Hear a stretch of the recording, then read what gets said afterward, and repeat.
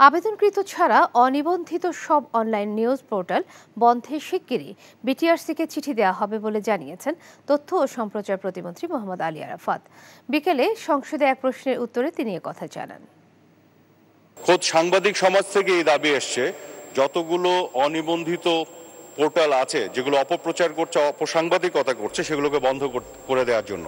যে কারণে আমি কিছুদিন আগে একটি নির্দেশনা দিয়েছি যে একেবারে প্রতিষ্ঠিত গণমাধ্যম যেগুলো আছে, ইলেকট্রনিক মিডিয়া, প্রিন্ট মিডিয়া, তাদের যে নিবন্ধিত পোর্টাল আছে সেই পোর্টালগুলো তার পুরো লিস্টটা আমি বিটিআরসিকে পাঠাবো এবং এই লিস্টের বাইরে যত অনিবন্ধিত এবং এমনকি একটা অ্যাপ্লিকেশনও করে নেই যারা, তাদের সবগুলো পোর্টাল বন্ধ করে দেওয়ার জন্য আমি তাদেরকে অনুরোধ জানাবো।